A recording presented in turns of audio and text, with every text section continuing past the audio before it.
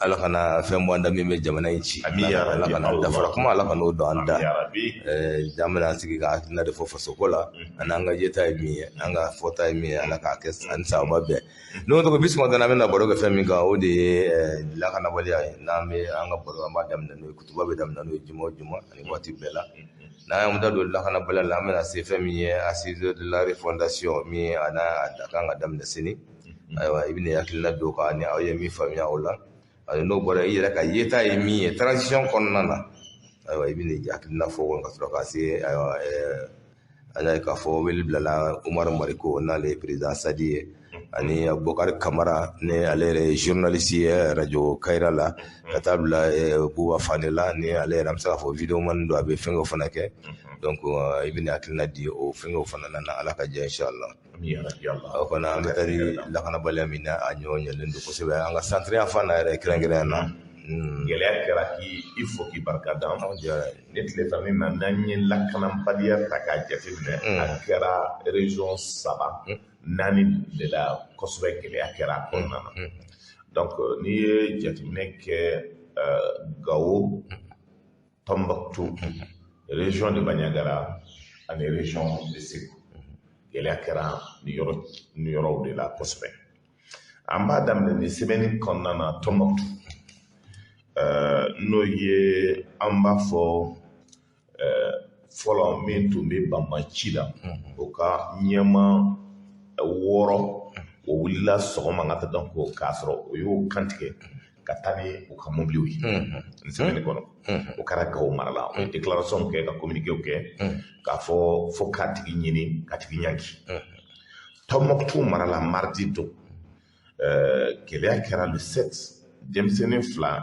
cinin 2 o ma kɔrɔ kosɛbɛ nka donc o ye o maa 2 mugu cira o la o faga maa fɔlɔ in ka taa donc n'an b'a fɔ quartier min ma n'an b'a fɔ ko Abaraju ni coiffeur don a tɔgɔ bɛ fɔ Andan Gambi a n'a ka parantikɛ nka donc o y'o o faga a kɛra mankanba ye ka mugu ci la mercredi don Tombouctou bɛɛ farala ɲɔgɔn kan ɲɛ ji bɔ la Andan nin ye san 26 ye a kodɔnlen don Gao nka donc a fa tɔgɔ ye Gobi Mayiga ye ale yɛrɛ ye Mayiga de ye bɛɛ b'a dɔn nka donc kunkolo kuwafɛla don a ko ka di maaw ye kosɛbɛ a n'a ka parantikɛ nka donc n'an b'a fɔ a ma ko Buri Boubacar Mayiga donc o 2 de fagala nka donc a gɛlɛla kosɛbɛ maa dɔw de bɔra mobili kɔnɔ kati a fɔ min ma ko pick-up numéro t'a la ka mugu ci la donc a kɛra mankanba ye kunu nin waati in na kunu sɔrɔ Tombouctoukaw bɔra ka bɔ ka mankan ci yɔrɔ bɛɛ ko fo ka lakana ko in ka donc gouvernement ka bɔ ka fɛn dɔ f'u ye parce que o tɛ se ka jɛn n'a ye ka taa Tombouctou ni t'a siɲɛ fɔlɔ ye maaw bɛ fa ten kosɛbɛ et puis fo dugu kɔnɔna yɛrɛ fo dugu kɔnɔ comme des attaques ciblées o bɛ fɛ ka maa min fa o b'a fɔ mɔgɔ t'a dɔn fagali bɛ kɛla mun kama donc o gɛlɛya kɛra Tombouctou mara la Sékou mara la san'an ka se Sékou mara la an ka donc jeudi don an y'a jateminɛ car dɔ tun bɔra Dɔgɔfili k'a bɛ na Bamako fan fɛ ka taa pont min bɛ yen ka donc o ka pont entre Dɔgɔfili ani Jabali fan fɛ ka taa donc mugu cira o la mais ala nana k'a kɛ ka donc mɔgɔ damani banana a ko la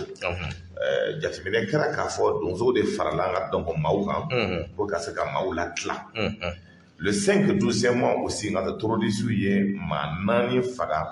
Dɔgɔfili nka donc n'an b'a fɔ o ma nka donc Dɔgɔfili ba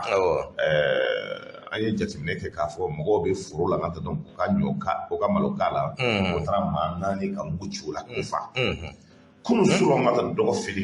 ni semaine in kɔnɔna na hectare min jɛnna nka donc a bɛ ka hectare 20 bɔ kunu surɔ nka donc 10 de jɛnna an y'o jateminɛ 30 hectares a min jɛnna a bɛ 30 hectares bɔ donc maintenant kunu surɔ nka 10 de tun jɛnna fo 12 ɲɔgɔn jateminɛ kɛra k'a fɔ Bandiagara région na ni tile dama de na gɛlɛya caman tun bɛ yen k'a daminɛ premièrement maaw bɔra tile 2 in na dimanche tɛmɛnen le 5 maaw bɛ taa sugu la Sonko fan fɛ nka donc muso denmisɛnninw muso kɔnɔmaw ka donc denmisɛnnin kalo 3 donc olu de donna o y'o to mobili kɔnɔ terroriste ye ala minɛ ka donc ka mugu ci o la maa min ko k'a bɛ bɔ ka mobili datugu ka tasuma bila a mobili la maaw tiɲɛna ka ban pewu hali tɛ se ka maaw muso kɔnɔmaw tun b'a la musow tun b'a la denmisɛnnin ka donc kalo 3 b'a la o bɛ si min na donc n'o baw bɛɛ kɛ o tun tɛ fɛn wɛrɛ ɲini na ka ninnu tun bɛ bɔ la ka t'o da hirimɛ de ɲini sugu la an ka donc sugu min ka donc n'o bɛ taa feerew kɛ parce que tɔgɔ la an ka donc ka taa feerew kɛ ka taa ko ka da hirimɛ sɔrɔ o kɔnɔna na mobili min n'an b'a fɔ a ma ko forêt camion ninnu de dilanlen don k'a kɛ karisiya ye o donna o de kɔnɔ o taatɔ la donc o ye ala minɛ ka ka nin ko la ka donc a kɛra mankan a kɛra ka donc ni tɔɔrɔ kosɛbɛ mankan nana ka bɔ a la yɔrɔ bɛ jateminɛ kɛra k'a fɔ o hakilinaw kɔnɔna na o sudon kɛlen ka ban Banyagarakaw wulila donc a bɛ fɔ min ma ko ka grève bolo da ka services datugu k'a fɔ olu ka donc o tɛ baarakɛyɔrɔ si les santé tɛ désobéissance a b'a fɔ min ma donc o kɛra kunun gouvernement ye maa 3 ministre 3 le ministre chargé non le ministre Imam ani Wage ani le ministre Sadio olu taara kɛnɛ kan ka ni jamanadenw taara ka sigi ka kuma hakilina min dira an ka donc jamanadenw ko Banyagarakaw ko olu o ye hakili fɛn caman fɔra a kɔnɔna na n'o ye lakalanbaliya ko in ye k'a fɔ ko gɛlɛya min bɛ yen o y'o ɲɛfɔ gouvernement ye assurance di k'a fɔ donc sira in donc o bɛ lakana sabati a kɔnɔna na baaraw bɛ kɛ garde nationale kan kelen o kan ka sigi parce que ni hakili b'a la ka donc gendarmerie kan dɔ tun bɛ yen ka donc depuis tiɲɛni in kɛra n ka tila yɔrɔ ma dilan ka taa o nana ka kɛ gɛlɛya ye a kɔnɔna na o lundi min dara kan n'o ye le 6 ye maaw bɔtɔla la kooro ka na o mɔgɔ 18 donc jateminɛ kɛra k'a fɔ yɔrɔnin kelen min bɛ yen ka donc ni fagaliw bɛ kɛ Sonko ani Pawu donc nin dugu in 2 ni ɲɔgɔn cɛ jateminɛ kɛra k'a fɔ attaque min kɛra yen ka donc a bɛ attaque 100 ɲɔgɔn bɔ o attaque in kɔnɔna na maa min sara yen ka n'i ye jateminɛ kɛ maa salen kɔni a cayalen ka jigi kɔnɔ a ka ca ni maa 60 ɲɔgɔn ye donc kɔsa in na o yɔrɔ kelen na katikatitigi dɔ taatɔ la o ye mugu ci a la a taara kisɛ y'a sɔrɔ sani a sara ka taa donc mobili taara don a bɛ fɔ min na ɲamatu la nin ye nin bɛɛ jateminɛ k'a lajɛ nin yɔrɔnin na maaw tun sigilen don dɔgɔnɔnw tun bɛ yen fulaw bɛ yen ka taa olu wulila ka bɔ yen a ma tɛmɛ 15 kilomètres kan o yɔrɔnin mais tiɲɛni min bɛ kɛla yen ka taa donc tiɲɛni Mopti mara tiɲɛni bɛɛ bɛ kɛla yen ɲininkali de kɛra n'o ye ɲininkali gɛlɛn ye ko mun de la an ka lakanabaliya mɔgɔ an ka lakanatigiw ka taa denmisɛn dɔ ka lakanabaliya kɛ ka lakanabaliya wuli ka bɔ n ka jamanadenw kan o yɔrɔ in na ko ma se k'a faamuya o maa min bɔtɔla dɔ kooro ka donc o y'o mɔgɔ minɛ yen ka ala minɛ n ka taa ka cɛw ka taa donc mɔgɔ 10 ka taa ka ani chauffeur ka taa n'olu ye muso min b'a kɔnɔ ka taa mobili kɔnɔ o ye muso bɔ k'a bila goudron da la ka taa ka taa musow seginna ka taa Sevare jateminɛ kɛra k'a fɔ Bakasi mara la car 3 tun minɛlen don maaw tun ka ca ni maa 100 ye nin semaine in kɔnɔna na donc ala subhanahu wa taala ye hakilina ɲuman d'u ma o ye cɛw bila ka taa donc ka bɔ ka donc mara la min tun b'o bolo ka taa parce que o taara n'o ye ka taa ka ca ni maa 100 ni kɔ ye ka taa o tun b'o bolo car 3 kɔnɔna na yalasago fan fɛn ka donc maa 3 tun minɛna olu yɛrɛ ka taa donc o y'o bila donc tile 2 in na donc min bɛ kɛla insécurité ko la n'an bɛ se k'a fɔ ka donc nin kɔnɔna na convoi min ka taa samedi don Tɔnbukutu n'o ye Fama ka convoi ye olu yɛrɛ attaqué entre Gossi et Gourma-la-Rousse bilan mɔgɔ 6 olu banana a ko la an bɛ se ka min fɔ ka barakada kɛ Eliko ye parce que Eliko nalen de ka taa mɔgɔw sera ka kisi Gossi ni ka donc Arauru ni ɲɔgɔn cɛ sinon ka taa donc a siban tun bɛ caya kosɛbɛ parce que o tun bɛ faali yɛrɛ de nɔfɛ ka taa parce que armée ka convoi attaqué mais Eliko ye o kun bɔ o ye wuyuyu kɛ ka taa o ye kungo minɛ o taara n'o yɛrɛ donc n'i ye jateminɛ kɛ min bɛ kow gɛlɛya ni attaque ninnu bɛ kɛ ka taa o bɛ na moto dilan maa 5 maa 6 tiɲɛniw bɛ kɛ jateminɛ kɛra k'a fɔ ka donc Eliko tɛ se k'olu tirer k'o sɔrɔ donc o mɔgɔ 6 ka taa donc bɛɛ bɛ sira dɔw minɛ ka taa donc maintenant u bɛ fara ka bɔ ɲɔgɔn na min b'a to gɛlɛya bɛ kɛ donc o hakilina kura de kan ka ta sécurité ko la k'a lajɛ baara ninnu kan ka kɛ cogo min donc lakana ka se ka sabati nga tɛ yɔrɔ ninnu kɔnɔna na kan min bɛna sigi a fɔra ko patrouille bɛ kɛ o bɛna kɛ sababu ye nga peut-être ka adamadenya nga ka mɔgɔw ni bɔli ka caman bɔ o kɔnɔna na pour que jamana se ka basigi ni n t'a dɔn ni e yɛrɛ ye dɔw sɔrɔ lakanabaliya la Bamako n'a Mara ani Segu ani Mopti fan fɛ min ne ye sɔrɔ k'a fɔ o ye nin ye nga ka bɛɛ fo ka bɛɛ barika da mais an bɛ to o kɔnɔna na sɔn min m'an bolo ka taa donc an bɛ se k'olu maaw ka se k'o hakilina dɔɔni sɔrɔ k'a fɔ a kɔnɔna na jateminɛ kɛra k'a fɔ aussi o talen Banyankara min sɔrɔla k'a fɔ cidenw ye olu sera ka min fɔ ka taa donc an bɛ se k'o lamɛn o k'o hakilinata di o kɔnɔna na pour que jamanadenw ka se ka o ta sɔrɔ a kɔnɔna na o taara min ɲɛfɔ Banyankara pour que Banyankara ka denw ka se ka sɔn o hakilinaw ta ka donc pour que ka sɔn o bolo ka donc an b'o lamɛn maa fɔlɔ min n'an bɛna lamɛn an b'a lamɛn an ka Sadio lamɛn Sadio ye min fɔ pour que an k'a lajɛ. Delegation tɔgɔla k'an bisimila yan nɔ an wulila ka se an bi ka na sanga fo maliyɛn bɛɛ lajɛlen kɛrɛnkɛrɛnnenya la ka sanga fo Banyankara ye ka sanga fo Sonko ye maire kumana dugutigi kumana jeune kumana kuma ninnu an y'a mɛn wa an y'a faamuya o de kama jamana ɲɛmɔgɔ ye a ka danaya da anw kan k'an ka na foli bila Banyankara la an ka na foli bila Sonko la minnu tanyara ka dugawu don k'olu ye Ala ka hin'u la u dayɔrɔ suma fara silamɛsuw kan tiɲɛ don gɛlɛya bɛ yen ka kan tuma dɔw la ɲininkali ka kɛ sɛmɛtiya Banyankarakaw ye ni sɛmɛtiya Sonkokaw ye Mali gouvernement tɛ maliyɛn si to kɔfɛ Banyankara gɛlɛya bɛ yan gɛlɛya bɛ Mali yɛrɛ kan nka an bɛ don min na komi bi an bɛ labɛnw na sisan teliya la b'a fɔ Banyankarakaw ye b'a fɔ Sonkokaw ye ni ye Ala ta ye an bɛ labɛnw sabati walasa min kɛra k'an kisi a ɲɔgɔnna wɛrɛ ma o de kama don nataw la n bɛna gardikan kura dayɛlɛ Banyankara yan Ala ka jɛ o bɛna fara tigi minnu bɛ yan kɔrɔlen olu kan walasa Banyankara ni Sonko cɛ ni muso denmisɛnnin mɔgɔkɔrɔbaw bɛ se ka lakana cogoya min na tiliyala an bɛna baaraw daminɛ walasa sira ninnu bɛ se ka lakana cogoya min na maire y'a fɔ cogoya min na jeunesse y'a fɔ cogoya min na walasa dugudenw bɛ se ka u dahirimɛ ɲini hakilisigi kɔnɔna la basigi kɔnɔna la nka nin baara ninnu bɛɛ lajɛlen se ka ɲa cogoya si la ni maliyɛn bɛɛ lajɛlen ma fara ɲɔgɔn kan an k'an bolo di ɲɔgɔn ma walasa an ka laɲiniw bɛ se ka sabati an bɛ don min na komi bi armée maliyɛn bɛ ka fanga sɔrɔ dɔɔni dɔɔni an bɛ se k'a fɔ o de kama bingalikɛla ninnu dɛsɛra tɔ ye fɛn kelen min ye sisan o ye ka se musow ani denmisɛnninw ma an ka faamuyali la a kun tɛ dɔwɛrɛ ye ɲɛ b'a la don nataw la ni Ala sɔnna wagati jan tɛ lafiya bɛ nalen jamana in kɔnɔ kɛwale jugu in kun tɛ dɔwɛrɛ ye ka fara manadenw ni ɲɔgɔn cɛ walasa an ka laɲini ye min ye jamana ka basigi ye an kana se ka a lawale mɛ an b'a yir'u la fɔ nin kɛwale si tɛna an finitigilakaw an maliyɛnw bali an ka baara la n'o ye ka basigi ni hakilisigi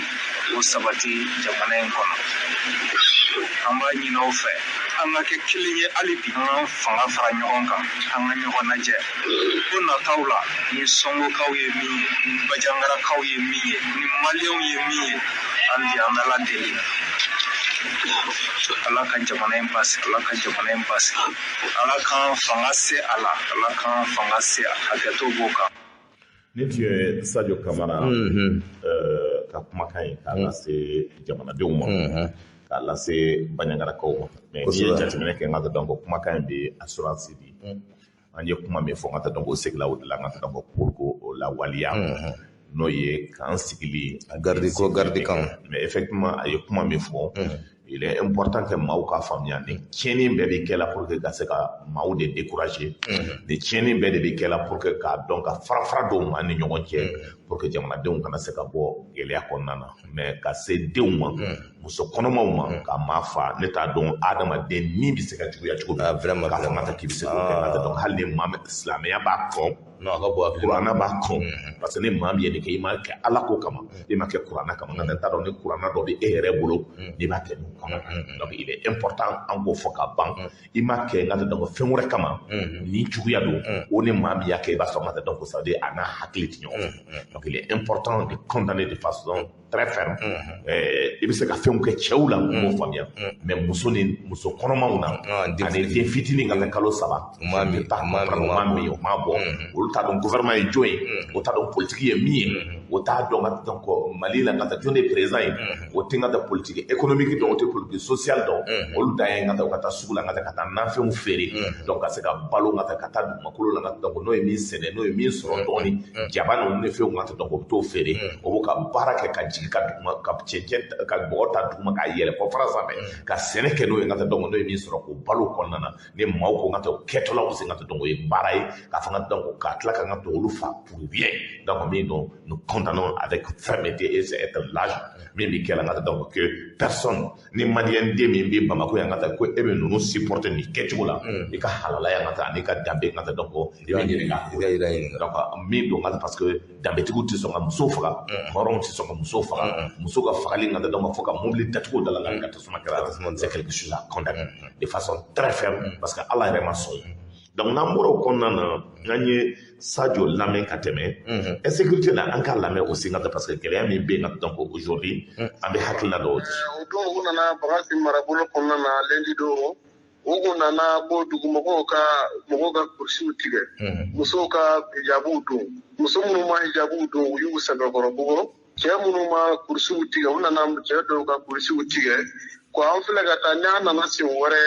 ni mɔgɔ min b'a ka kurusiw tigɛ an bɛ baro mun da aw kan an n'a ye mɛ o kɛlen dugumɔgɔw kɔni ye kamanagan jɔrɔlen don bɛɛ siranna parce que accords kɛra a ka ca ni san 1 u tɛ ka se anw ma an fana tɛ ka se u ma mɛ n'accord kɛra donsow kɔni ye marifa bila donsow dɔw taara tugan na dɔw yɔrɔ ninnu bila a sababuya kɛra accords ye faamaw fana tɛ ka se an ka yɔrɔ ninnu na mɔgɔw n'u bɛ na u b'u sago kɛ an na k'aw ka sariyaw bɛɛ sigi an kan an kɔni sɔnna sariya ninnu ma mɛ bi tile filanin na u nana u bɛ ka fɛn minnu kɛ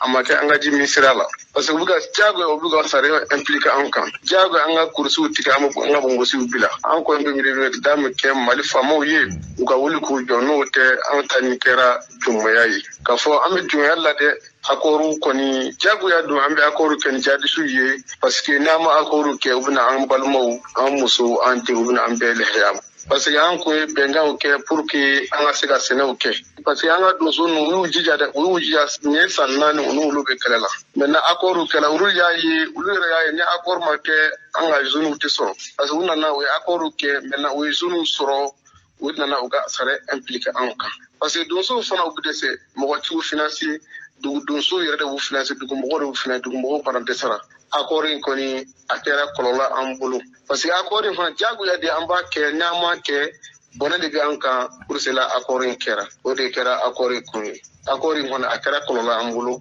mais diyagoya don an bɛ accord signé parce que Mali autorité sigilen don autorité si u tɛ ka kuma an kɔni bɛ fɛ an bɛ welewelekan mun ci autorité mɔgɔw ye surtout Hasimi Goita Sadji Camara ninnu o kana ɲinɛ an kɔ an kɔni bɛ an bɛ kun kɔnɔ yan dumuni ɲuman tɛ ji ɲuman tɛ an kɔni bɛ yen u k'u hakili to an fana na an kɔni mago bɛ u ka dɛmɛ la. Ne bɛ Moribo Kimiri wɛrɛ la a bɛ Sabali mara de fɛ mais dɔgɔtɔrɔw de sigi bɛ Kimiri wɛrɛ la. An balimakɛ an ye kunnafoni sɔrɔ alamisa don ko wulikajɔ kɛbaaw y'u kunda Moribo Kimiri wɛrɛ kan ka taa sɔrɔ foro kɔnɔna na ka sumaw jeni ka tila ka masiw caman jeni ka taa a ko kɛra cogo di. Alamisa don 8 heures wagati mɔgɔw y'u labɛn u taara forow la mɔgɔw bɛ baara la wagati min na jariwale tigilamɔgɔw nana don foro kɔnɔnaw na ka dɔw ni dugu yɛrɛ cɛ ka mugu ci daminɛ ka tasuma bila bɔgɔ dɔw la ka tasuma bila mansinw na dari min yɛrɛ jenna yɛrɛ dari 107 ani 2 o dari 107 yɛrɛ la mɔgɔ caman bɛ yen nɔ olu kuma hali malo 10,000 gosi ka don u ka so mugu daminɛna yɔrɔ min na u ye wele bila faamaw ma faamaw ko ni an ka se ka na o kɔnɔna na kau sibuk ini ulu ina ka berkono masnya ogene ko waktu ke semua koni kono corona kata ko air ko kerania ai jika yo do fara okene ambe mugu la wakati ni re mu konna na famo do kena ana ko joere so apro ya na wala kila mo ngun na to ko na ni akote wodu sa jeno mo do famo na sana na halala ukan na kala yo lege o kata ko jinno kata yo do lege ala akote awon ya yirula o pala on de marjido de wa on ala tona ke tilus de ba on ala tona ni bekira famo matia na surla nyalante mali berdi ami sogode selasa ko so ni nyalante mali berdi ko fa nambi tawro nambi tay namala dulla kala to namala dulla kala to so tipo ni drama wono tere di kamera gwani so yure da kuna si jadi so ko ti so tere di kamera gwani ko fa kamera gwani na for oni fa ke kilosa on double yake double ni kampere ano te kilo kan ni beste fa masia odu ta jede fa mona na haru do ko no fa kera tugudi abi ma kamala gwani ablai ko ka boro prosu ya ne wona di awa do la fa do mo ta ni ko ga prosu ka ta fa prosu ne na ayo ay wuli ka do ko turu le ko na bi a shofelingo ay ru ko da mo kana prosu ko ni labla ko kana su fa na na atara fara mo ka ko ko na no an de ko ni anyo ke awani mari fa mo anda ko leme mo baraka to mo baraka ni ko mara era ke ko to ya gira na mi a ke to na ko bulan se ne kana ri ay dai men ni ne an de mo ti de ama du ni ban kana ni fama bon kese fama bon kana na yan teni ga buya an bi kara ke mara ndi an bi sara sala ni ya du zo ki de foro aya ka mo na se ta ki ta ko ba ya ka ba han dure na fara ko bele gele de min ko ko na ko ka ni apa na ta de ko wi fu do ko wi ma ji mo ni mo do ki jeri kele ani ta ji ta ba ko ni ta ma du no ru ti ke ka fo yi ti ga du ko na ko ni ani no ma wi ka gele wo se ka du ko ni ko na kana na ru na ti ti sa ma ru ga ko na fa ga la ba ko ni ni ni ru wo da ma ni bele gele aya je da bara ngeni ni mani fa mo wo wo ru fara na fara ko da bi wo ti na mo du na me kana bele gele ko ka na mani fa mo ni wati na ne bi do fri komin na abla tunu wo juma si do so ma da fek nezer ka passe Nigeria fan numa duma kumbora kata malo gosila ani sengo china kuma malo gosila baganjugu ke bagan no nana ko to malo gosila ka singa na dukat ko to bara era ulu bi akil watu mo ya suru shiru makaba ala ko ne ko yemugi anga mo nan ko turala ka mo fila ɲɔgɔnna jogi i ye nin baara in kɛ ka tila min na dɔrɔn donsolakaw bɔlen k'u nɔfɛ o fana ye yɛrɛ ɲini ta ka kɔsegi ta ka taa u taara don sengo fɛ o la o ye nin naani kɛ min kɛ baara kelen kɔrɔ k'o tilala ka tasuma don malo la tari hakɛ kɔni maa t'a dɔn waati sa hali sisan fɛn yɔrɔ min na tasuma bɛ ka ko bɛ ka taa cogo min na mɔgɔw bɛ ka sa malo dɛsɛ bɛ ka kan ofisi fana bɛ taama na a ka jisɔngɔ salanko jisɔngɔ ni ɲinɛ jisɔngɔ nɔfɛ hali sisan lisi b'u bolo ka yaala dugu kɔnɔ ka jisɔngɔ kani kɔrɔma ni kura ko ni mɔgɔ b'a sara k'i k'a dɔn ko foro t'i bolo mali ko in kɔni an b'a kɛ cogo min na an kɔni b'a dɔn hali n'i y'a mɛn i bɛ jisɔngɔ kani i bɛ yɔrɔ min na i bɛ taa jisɔngɔ kani mɔgɔw la n k'u ka sɔrɔ mɔgɔ de ye mɔgɔw ti yɔrɔ min na n'i k'i bɛ taa jisɔngɔ minɛ i bɛ t'o minɛ jɔn de la an n'olu de ye ɲɔgɔn ta ye koyi mɛ u k'an dɛmɛ an ka baara la. u bɛ mara jumɛn kɔnɔ la. a bɛ kolonko mara la. an balimakɛ a ye kunnafoni sɔrɔ ko jumadon ko wulikajɔ kɛbaaw n'o ye jadiwala tigilamɔgɔw ye k'u taara wɛla ka taa malo dɔw jeni ka cɛnni dɔw ta ka ɲɛsin maaw ma ye a ko kɛra cogo di. o kɛra ɲɔgɔndon o sɔgɔmada fɛ an ka mɔgɔw bɔra ka taa foro la o ni jadiwale tigilamɔgɔw ɲɔgɔn taara don u ni sotɛbɔw ye mugu ci ka an ka mansin dɔ jeni morobitɛri fila o taara ni an ka moto dɔ ye o ye maa dɔ yɛrɛ minɛ mɛ o kɔni tilara ka u bila o nana tila ka jɔgɔ saba fana jeni tuguni ni tigɛla ka malo jeni o b'a kɛ cogo di an dun sigilen bɛ tigɛ de kama yan malo tɛlen n'a fɔra ko olu bɛ taa jeni a kuma ka taa dɔɔni dɛ. o wulikajɔ min kɛra jumadon a sen fɛ maa kɔni ma kasara nin na. i kɔni ye mugu ci mɛ maa ma kasara nin na o kɔni ye maaw minɛ vraiment o yɛrɛ taara ni moto yɛrɛ min ye mototakisini kelen o ni an ka moto saba olu de taara. moto minnu taara o moto ma sɔrɔ wa. a moto ma sɔrɔ dɛ moto kɔni taara o ma sɔrɔ. k'u ye maa dɔw minɛ ka taa n'u ye fana o maa minnu minɛna ka taa olu segira walima olu ma segin fɔlɔ de. maa minnu minɛna ka taa o maa ninnu o segira u kɔni k'u y'u ɲininka yala u ye don sɔrɔ u ti don sɔrɔ o kɔni k'olu ti don sɔrɔ o kɔni u ka telefɔniw u ni wari min b'u kunna u y'u bɛɛ minɛ o la o y'a fɔ k'u y'u bɔ yɛrɛ yɛrɛ o kɔni bilara an kɔni. N'i ye Bamako Segu fan fɛ Ɲɔnɔ mopti laharia ngata donc ambo de dila malien ga famia anyo de fo ambe information di e va sur la kikado information be bo à la source e be se ka fo kan commandi e be se ka fo anti-fake la mais l'information qu'on donne musala kanta là ça veut dire a jelendo ina fo à travers Faraïladji parce que Mindo tout ce qui est la désinformation en tout là mais les vraies informations du Mali il va se rendre donc à la page à radio donc on est mis dans la semaine où il donc à doit que ngata tabaouye mais ni hakili bala ngata semaine temele aussi ngata donc anye image mi diffusé malokoina nakla anga kuma kan lamena 4 tonnes ngam donc obla la kata doma pour ko ga seka ngam donc donner sur ka du flo ga donner bla ida bono ça me ngam donc ko ka continuer mais nyo de fois émission men ke ngato bi siki ka lame enregistrer décortiquer ka ci yorobe pour que ben ki hakil na tasora c'est pour cela me mali 24 heures mali 22 faut gagner parce que nyo de fois ma ka partager ka information réelle sur ame mi fo ngate ma wona se ka fo ka temeni ka mali kono on tita information ta yorolan kolona ame information me di et tu sais ka galon kon se ame se ka ambe fili na fili amba reconnu ame ta kana excuse présenter mais ame kuma me fo la kikado fo ka duya wuli ngate ma se ka fa ngate ki ban galon tike yawo sukura awa no to amtani anga bi kutuba ta ko flana ye o betali ke assise nationale de la fondation ni baramini avec ko bon kari sini inshallah ki fo ki barkada a gelema yoro ngata ni jatimine ke asimi mora ka kuma na donc anti asimi la men folo nanyo la men anga so kana ngata donc commentaire to ke donc ambe kuma di asimi ma donc Commençant par rendre grâce à Dieu dans sa miséricorde, je voudrais avoir une pensée pieuse pour toutes les victimes civiles et militaires, notamment celles qui viennent de faire, il y a moins d'une semaine, les frères d'une barbarie et un homme à Songo, dans la région de Bajangara. Une fois de plus, les épreuves du moment s'absentuent tout en resserrant l'étau de l'insécurité autour de nos paisibles populations. Cependant, à y voir de plus près, ces actes criminels contraires à toute logique de respect des droits humains,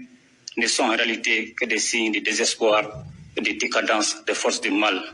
face à la volonté affirmée des Maliens et de leurs autorités pour jeter les bases d'une nation équitable,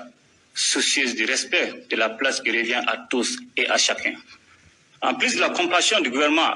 adressée aux populations éplorées de Songo, de fortes pressions restent maintenues sur les groupes criminels dont la cruauté et fonction des restrictions du mouvement que leur imposent les différentes opérations de sécurisation des populations et de leurs biens, engagées par les forces de défense et de sécurité sur le terrain. Cet engagement, nous le devons au peuple malien, sans la mobilisation et les contributions duquel le rééquipement et la montée en puissance de l'armée seraient illusoires. Chers compatriotes, il y a de cela quelques mois, le Conseil national de transition validait le programme d'action gouvernementale dans lesquels est consignée la tenue des assises nationales de la refondation. L'heure est enfin arrivée d'y faire face avec détermination et sur fond d'amour ardent de la patrie. À cet égard, les assises nationales de la refondation de l'État du Mali constitueront un moment privilégié d'examen collectif de conscience et de prospective, un événement précurseur du processus de renaissance de notre pays. C'est l'occasion rêvée de suspendre les clivages politiques, sociaux et idéologiques pour créer une dynamique novatrice de mobilisation sociale autour des idéaux historiques de la nation malienne. C'est également l'opportunité de focaliser toutes nos énergies et nos intelligences sur le devenir de notre chère patrie qui en a vraiment besoin. Les assises nationales de la refondation qui s'engagent ce samedi 11 décembre et se terminent le jeudi 30 décembre 2021 sont une aubaine pour instaurer en toutes les filles et tous les fils de ce pays un dialogue franc, direct et fécond, afin d'atténuer les querelles infécondes qui tendent à miner le processus de transition en cours et nuire à l'espoir de renaissance du peuple malien, pourtant épris de paix et de justice, mais particulièrement attaché à ses valeurs. C'est dans cette logique que les autorités de la transition ont initié en prélude aux assises nationales de la refondation des consultations avec les acteurs sociaux et politiques en mesure de décrisper le climat socio-politique. La même dynamique a été fort heureusement soutenue par le panel des hautes personnalités en charge de l'organisation des assises nationales de la refondation. Cette démarche inclusive aura indiscutablement eu le mérite de fédérer plus d'énergie positive autour du processus historique qui constitue ces assises, porteuses du flambeau d'un lendemain meilleur pour notre pays. Les assises nationales de la refondation de l'État sont, par vocation, ouvertes au peuple malien, donc au Mali profond, le Mali des paysans, des bergers, des artisans, des ouvriers, des ménagères, des personnes âgées dépositaires de notre sagesse, des communautés traditionnelles, gardiens de notre patrimoine culturel, des personnes déplacées ou réfugiées, bref, un Mali de ceux qui souffrent le martyre en silence, le Mali des sans-voix. Il s'agira pour le peuple de s'exprimer en toute liberté, sans tabou et sans exclusive, suivant les règles sacro-saintes du dialogue et qui sous-tendent l'écoute mutuelle. Il y va de la légitimité des recommandations qui sortiront de ce débat national, mais aussi de la nécessité d'adhésion du peuple tout entier pour assurer, accompagner et suivre la mise en œuvre des réformes audacieuses à entreprendre par la suite pour l'avènement du nouveau visage de l'État malien. La réussite de cet événement hautement important pour le devenir du Mali se mesurera à l'aune des propositions fortes et pertinentes qui en sortiront et aideront à la conduite stratégique de la gouvernance globale de notre pays, en harmonie avec le voisinage immédiat et l'environnement international. Chers compatriotes, le concept de Mali Koura a été adopté par l'ensemble du peuple malien, tant à l'intérieur qu'à l'extérieur du pays. Toutefois, le dit concept a ses exigences. Ainsi, vouloir changer le Mali, c'est changer de prime abord le Malien lui-même, d'où la nécessité d'une transformation fondamentale des mentalités et des comportements. Toute chose qui passe obligatoirement par le renforcement de l'éducation familiale, formelle et non formelle, ainsi que par l'instruction civique. Ce faisant, nous ne devons nullement oublier que le Mali, en dépit des épreuves du moment, demeure une grande nation qui a été admirée à travers le monde et qui a inspiré une grande partie de l'Afrique, voire de l'humanité. Il est donc un devoir pour nous tous d'assumer ce bel héritage légué par nos ancêtres. Les assises nationales de la refondation nous offrent une occasion exceptionnelle pour nous interroger sur le type de citoyens que nous voulons être, les valeurs sociétales endogènes que nous voulons accroître et promouvoir, le type de Mali Koura que nous voulons bâtir, le type de leader dont nous avons besoin pour construire et conduire le Mali nouveau. Pour ce faire, il faut convoquer notre histoire, nos valeurs, afin de dessiner les contours d'une nouvelle gouvernance, une gouvernance empreinte de vertu sous l'impulsion d'une nouvelle classe dirigeante, responsable et crédible, avec de nouvelles institutions réduites mais efficaces, inspirées de notre histoire et adaptées à nos réalités sociales, comprises et portées par nos populations. Chers membres du panel des hautes personnalités et de la Commission nationale d'organisation des assises, il importe que les Maliens se retrouvent dans la vérité et dans la sincérité autour des problèmes cruciaux qui conditionnent la survie de la nation. Cet exercice exaltant et laborieux de facilitation et de conduite des assises nationales de la refondation de l'État, pour lesquelles je vous ai nommé, vous engage au respect de la dignité humaine et à la convivialité, gage d'une réconciliation nationale et résolument tournée vers l'avenir. Merci beaucoup. Donc, nous sommes donc nous assuré que mal la pour que Beka se ka hakilanta so akona mbato ka laban pour que Beka akaite angata assise ameta commentaire ke traitement pour que donc afo ay hakilna mi fo hakilna in fo ngata donc hakilna worete pour que jamanadenw ka faamuya k'a fɔ a ye bɛɛ wele k'a fɔ ko assise in ka donc a dabɔra min kama yɛlɛma kura min kan ka don jamana taabolo la Mali kura min ka donc n'an bɛ sogol'a ko la a ko Mali kura tɛ kɛ na anw yɛrɛ anw ka Maliw ni Maliyɛnw ma yɛlɛma anw yɛrɛ ka hakilinaw kɔnɔ an ka kabilaw kɔnɔ an ka lamɔcogow kɔnɔ kare kono baaraw bɛ kɛla an ka adamadenya kura ta cogo la maa kura ka sɔrɔ min bɛ aussi gouvernement kɔnɔ administration kɔnɔ mɔgɔw ka hakilina kuraw ta ka bɔ kɔrɔlenw kɛcogo la politique mɔgɔw ka yɛlɛma ka dɔn ka bɔ i yɛrɛ ko la ka tila ka na jamana ko la pour que maa kuraw ka sɔrɔ min bɛ se ka Mali kura ko kuma fɔ a ko n'o ma kɛ n ka taa ko gɛlɛya bɛ k'a kɔnɔ ko n'i ye jateminɛ kɛ ka taa o kuma na depuis fɔlɔ ka taa ka maaw fara ɲɔgɔn kan fo ka na se bi ma d'abord na CNT la o ye hakilinaw ta gouvernement ye ka taa donc plan d'action min ka taa donc valider o kɔnɔna na k'a fɔ ko bɛɛ ka fara ɲɔgɔn kan ale ye ka taa kumaw kɛ ka taa ka kuma maaw fɛ politique mɔgɔw fɛ bɛɛ ka ɲɔgɔn sɔrɔ an ka kuma nin kɔnɔna na pour que jamana ka se ka bɔ gɛlɛya min kɔnɔ ka taa ko b'o baara dilan ko maintenant wele bilalen don jamanadenw bɛɛ lajɛlen jamanaden min b'i yɛrɛ dɔn jamanadenya la k'a fɔ ka taa donc ka kan ka ɲɔgɔn sɔrɔ ka taa Mali yɔrɔ bɛɛ o jamanadenw ye jɔnw ye sɛnɛkɛlaw bagangɛnnaw ekɔlidenw a tɔgɔ dɛ maa o maa ka taa donc n'a bɛ baara kɛ Mali kɔnɔna na i bɛɛ de welelen don aw journalistes a tɔgɔ fɔ cogo jumɛn vidéomaniw maa o maa ka taa donc cɛkɔrɔbaw musokɔrɔbaw soudeurs aw bɛɛ la bololabaarakɛla bɛɛ lajɛlen commerçants n tɛ se ka bɛɛ tɔgɔ fɔ ni ko n b'a fɔ an bɛ tile k'a bɛɛ fɔ maa o maa bɛ même hali radio techniciens ka donc olu bɛɛ welelen k'an ka ɲɔgɔn sɔrɔ ka taa donc pour que baara in ka se ka kɛ pour que Mali kura in ka taa n'an b'a hakilina fɔ an k'a ta k'a bɛ wele de kɛ ko samedi don o bɛ daminɛ Mali yɔrɔ bɛɛ n'i ye jateminɛ kɛ assise ko in na depuis kunun sini presque maa o maa n'o ye nɔrɔ ye Gawo ko Tɔnbukutu ani Ansongo ninnu ni fɛn ninnu avion taara ni minɛnw bɛɛ ye donc baaraw daminɛ na ka taa dɔgɔ ye aujourd'hui an bɛ yɔrɔ min Mali yɔrɔ bɛɛ maa min kan ka organisation kɛ olu selen don kɛnɛ kan yɔrɔ bɛɛ ni juma dɔ ye maintenant a kan ka kɛ plus de 600 et quelques communes de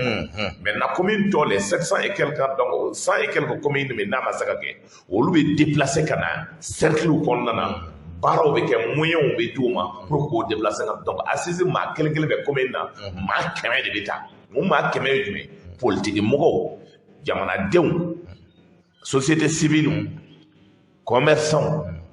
togoda la ka taa parti politique mun bɛɛ bɛ yen min bɛɛ bɛ se k'i da don Mali la hakilina dɔ de question dɔ de poselen b'o kun na an bɛ bɔ Mali kɔrɔ in na ka na Mali kura la cogo di hakilina jumɛn de bɛ yen ka taa donc pour que adamadenya ka se ka dilan an ka sigi ɲɔgɔn fɛ ka taa ani lakanabaliya min bɛ yen o bɛ ta ka bɔ anw bolo cogo di adamadenya kan ka kɛ cogo di donc anw ye gɛlɛya min sɔrɔ a la ka taa donc an bɛ segin cogo Mali min ka taa ni bɛɛ bɛ sogo n'o ye o Mali min n'an bɛ sunyata ko kuma fɔ olu tɛ yen n'an bɛ babɛnba kuma fɔ olu tɛ yen ni Mali ka taa hakilina kura jumɛn bɛ se ka taa pour que an k'an yɛrɛ sɔrɔ ka bɔ la an ka bɔ anw yɛrɛ ko la an ka bɔ anw yɛrɛ ka sago ko la pour que jamana ka se ka bɔ ɲɛ donc assise kun ye o de o baaraw de kɛlen don ni Ala sɔnna ka taa donc a bɛ kɛ yɔrɔ tɔw bɛɛ la cercle kɔnɔ n'olu waati sera maa 100 ka donc ani maa 50 olu bɛ taa 150 personnes région kɔnɔna na 300 personnes bɛ taa o synthèse bɛ kɛ a ko personnalité min n'olu taara n'an b'a fɔ maa o maa ka taa qui sont indépendants les 100 personnalités olu de bɛ assise organiser gouvernement da bɛ bɔ a ko la gouvernement da ye a bɛ wari de di ninnu 100 personnalités ko bɛɛ b'olu de bolo a ko k'a b'a ɲini u fɛ u ka kalan sababuya la u ka kodɔn sababuya la u ka adamadenya kɛcogo la u ka ko kɛ nka ta u kana foyi bɔ a kɔnɔ jamanadenw ye min fɔ u ka na n'o ye nka ta dɔn an k'o lamɛn n'an y'o lamɛn baara bɛ se ka kɔnɔ o kana nka ta foyi yɛlɛma a kɔnɔ ka o kana foyi nka ta fara a kan maaw bɛnna min ma ka kuma min fɔ o kuma kana kɛ sɛbɛnfura ye min b'a to jamana ka an ka gɛlɛya min bɛ yen o ka ta ka bɔ yen parce que ɲɛ ŋɔɲɛ n'aw sigila kan baaraw bɛ nɔgɔya n'i ye jateminɛ kɛ o bɛɛ kɔnɔna na a ko kuma o kuma kɛra ka tɛmɛ o kuma ninnu bɛɛ de bɛ fara ɲɔgɔn kan depuis Modibo ka waati ka na Musa Tarawele ka waati assise min kɛra forum ba min kɛra réunion ba min kɛra o sɛbɛnfura min bɛɛ bɛ tiroir kɔnɔ ni maa ma se ka maga o kan o bɛɛ de bɛ fara ɲɔgɔn kan an bɛ se ka hakilina kura ta k'a fɔ nin ko in bɛɛ kɛra dɔw ko n ka taa ko c'est pas la peine k'an ka assise wɛrɛ kɛ dɔw ko n ka taa ko sɛbɛnfura min bɛ k'i k'a ta i kelen bɛ se ka taa sigi bureau la cogo min ka sɛbɛnfura kɔrɔlenw ta k'a fɔ n ka taa i kelen bɛ hakilina ta jamana bɛɛ hakilina na k'i b'o kɛ n ka taa fɛn ye a bɛ ɲɛ wa donc n'a fɔra ko bi ko ka kɛ maa dɔw ko t'o yɛrɛ sɔrɔ o la surtout fanga binna maa min bolo olu ko t'o yɛrɛ sɔrɔ n ko ça aussi c'est normal mais mɔgɔ kana kɛ i n'a fɔ ko maliyɛn ba de b'a la k'a fɔ k'a tɛ taa maliyɛn ba tɛ politique mɔgɔ maa damadɔw de bɛ yen fanga binna maa min bolo olu de tun tɛ fɛ ka taa kɔnɔ n'o tɛ fɛ ka taa kɔnɔ danbe ko ni hɔrɔnya la jo b'o bolo parce que olu ka kɛ o den kɔfɛ n'o y'o den a ma se diyagoya an ka taa juru don o kan na k'o sama ka na n'a ye parce que Mali ko i faso ko i ba ka so ko i fa ka so ko o jɛnitɔ la n'a fɔra ko mɔgɔ bɛ taa e deli k'i ka ji ta ka na k'o kɔnɔna na i ka danbe i ka hɔrɔnya i b'i ɲininka k'a fɔ est ce que e ye dutigi den ye est ce que e ye du yɛrɛ den ye est ce que e ye kabilatigi den ye kuma b'o yɔrɔ de donc kuma ye sisan an y'a ye k'a fɔ mɔgɔ dɔw kɔni kun ko parti dɔw kun k'u tɛ taa dɔw tilala ka segin ka na i n'a fɔ bon Adama kun ko k'u tɛ taa u tilala ka segin ka na mais parti jɔnw bɛ yen sisan minnu ko k'u tɛ taa maa min yɛrɛ bɛ yen na fulu kɔ wa non maa min bɛ yen n'o ko tɛ taa o ye RPM mɔgɔw n'o ka maaw ye n'o ye Amadu Goyita ninnu ye RPM n'a ka maaw Amadu terikɔrɔ ninnu terikɔrɔ fanga binna maa min bolo parena ko k'a tɛ taa parce que olu yɛrɛ tun bɛ yen fanga binna olu bolo Kodem ko tɛ taa olu yɛrɛ tun bɛ yen fanga binna olu bolo olu de ko tɛ Malidenw o faamuyalen don donc maintenant Adama k'a de taa Union Soudanaise RDA n'o ye an b'a fɔ ma olu de ko sisan ko fɛɛrɛ b'olu kɔnɔ k'a kɛ ISRDA olu ko ko bɛ na donc Kodem fɛngɛ Adama ko k'a bɛ na maintenant dɔw b'i kanto ne ma ko a ko to ko n ka se ko parti baw ko parti ba min ka se i bɛ se k'a jateminɛ la i bɛ fila de sɔrɔ a kɔnɔna masala n'o ye Sadi ye Sadi yɛrɛ kati na i b'a dɔn Asuma yɛrɛ ko kati na donc Asuma Sadi Kodem RPM donc notre tɔn ninnu ka se donc olu ye parti fitinin ye olu nɔrɔlen b'o la il paraît aussi que idée de ko kati n'i ye olu ka mɔgɔ bɔ maintenant n'i ye parti baw jateminɛ ko parti ba la c'est que maa min bɛ se k'a fɔ ko parti ba n'a b'a la o ye parti ba 3 4 ye mais n'i ye jateminɛ kɛ aussi min ka bɛ taa URD ka bɛ taa Mali parti ba i bɛ se ka URD kɔni bɔ a la ayi abada Modibo Sidibé ka parti ko k'a bɛ taa FAR n'a ta kɛra cogo cogo i bɛ se k'a dɔgɔya cogo cogo i tɛ se k'a bɔ a la Mali ko la i tɛ se k'a fɔ n ka tɛ donc k'i bɛ Adama bɔ parti ba ko la Mali kɔnɔ na i tɛ se k'a fɔ n ka tɛ donc aujourd'hui n'i ye jamana jateminɛ i tɛ se k'a fɔ i bɛ PDS ninnu bɔ a la ka taa parti ko la ka taa n'o binna n'i ye jateminɛ kɛ aussi parti dɔw parti caman tɔ bɛ Union Soudanaise RDA i tɛ se k'a fɔ k'i b'o bɔ parti ba ko la parce que ni hali ni parti ba ye mun ye n ka tɛ donc c'est pas parce que ko parti ka dɔgɔ dɔɔnin k'a fɔ ko jama t'o bolo mais parti histoire la donc a bɛ lajɛ o la i tɛ se k'a fɔ i bɛ MPR mɔgɔw bɔ a la donc n'i ye jateminɛ kɛ aujourd'hui parti min k'a tɛ taa o ka dɔgɔ ka tɛmɛ ka sur les 200 et quelques partis politiques parce que Maliden yɛrɛ tila bɛɛ y'i yɛrɛ sɔrɔ assise nin kɔnɔna na bɛɛ jɛra n'a assise bi bɛɛ jɛra dugutigiw bɛɛ ko bɛ taa n'i ye Maliden jɔ sara la 100 maa min ko k'a tɛ taa o ye mɔgɔ 2 ye nka tɛ 100 o 100 nka tɛ mɔgɔ 2 de k'a tɛ taa voilà e yɛrɛ ko la donc Mali bɛ se ka jɔ olu kɔ a bɛ se ka jɔ a bɛ komi sisan bon a bɛ se ka jɔ olu tɛ Mali maa si tɛ yen nka tɛ ko Mali bɛ se ka jɔ i kɔ fɛɛrɛ yɛrɛ tulu kɔnɔ parce que kɛli kɛra n'i ye jateminɛ kɛ nka tɛ maa o maa bɛ nka tɛ ni tun y'a fɔ anw ye nka tɛ ko Mali tun bɛ jɔ ka ko Sumayila tun tɛ yan an b'a fɔ ka lolo o ma taa wa jɔn de b'aw cɛla min tɛ se ka taa surtout nka tɛ an bɛ Ala subahana wa taala de bolo i b'a sɔrɔ dɔw bɛ nin kɛ a tɛ k'olu ɲɛna an bɛ Ala deli nka tɛ donc jamana ye Ala k'a basigi ya rabbi merci beaucoup Ala ka basigi an b'a an bɛ taa ni yala an ka taa ni fɛnkɛ an bɛ taa ni honorable Umaru Mariko ale ni fɛn min ye an ka journaliste n'o ye Abubakar Kamara ka taa bila activiste fɛn na n'o ye Buba Fane o kɔni welela ka yan na dɔgɔkun in kɔnɔna na o welela ka tila k'u bila ka taa communicateur tribunal kɔnɔna na n yɛrɛ taara an taara n y'u fɔ an ye ɲɔgɔn fɔ kosɛbɛ kosɛbɛ o y'a sɔrɔ wakilila sigilen kun don u yɛrɛ walawalalen kun don kosɛbɛ u y'a yira n na k'a fɔ foyi ma tiɲɛ foyi ma kɛ ni Ala sɔnna donc o yɛrɛ ne yɛrɛ fana nisɔndiya kosɛbɛ donc numu tɔgɔ yɛrɛ bɛ se ka hakilina jumɛn sɔrɔ k'a fɔ fɛngɛ la bien vrai que a bɛ sariya tigɛ ka mɔgɔw ka bolo kan maa se k'i pan k'i bila olu ɲɛ ko in gɛlɛyara kosɛbɛ a gɛlɛyara dɛ parce que hakili ma baara kɛ ko in na mais n'i ye jateminɛ kɛ ne ye Umaru Mariko min dɔn peut-être n ka dɔn hakilina nana kuma kɛlen ka taa dɔn a dimina a ye ne kuma bɔ kuma in ma dabɔ pour que jamanaden bɛɛ ka sɔn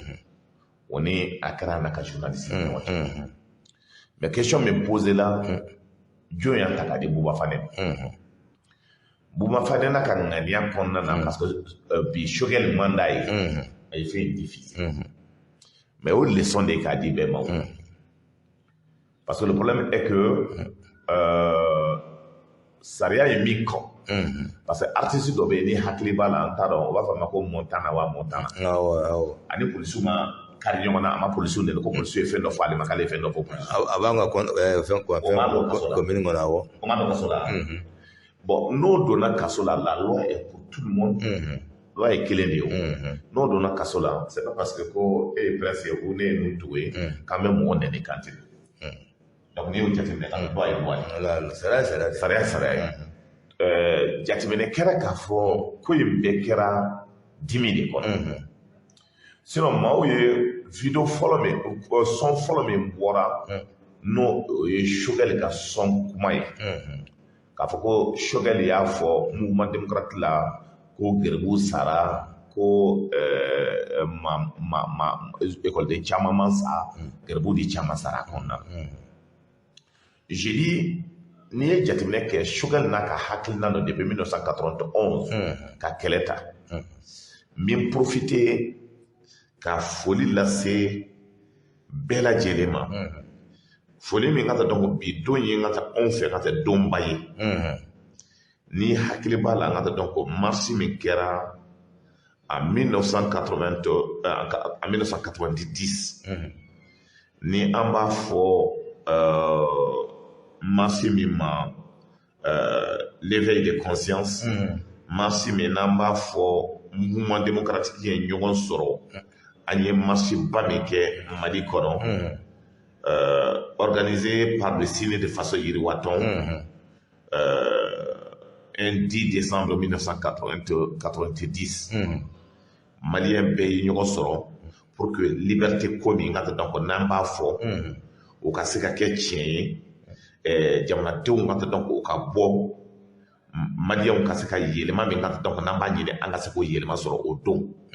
O baara min kɛra le 10 décembre a bɛ n hakili jigin n ka donc o kɔnɔna na ni bi n ka o y'o 31e anniversaire o don n ka donc le 10 décembre bi a bɛ bɛn 10 décembre o manifestation historique min kɛra donc ni an tun bɔra k'a fɔ ko constitution ka yɛlɛma o déroulé la situation min kɔnɔna na écoledenw tun b'a kɔnɔ mɔgɔ caman jeunes bɔra yɔrɔ bɛɛ k'a fɔ n ka donc an tɛ kɔrɔlen fɛ fɔ kura an bɛ fɛ démocratie ka yɛlɛma an bɛ fɛ hakilinaw ka ta n'o organisé la par le Ciné de association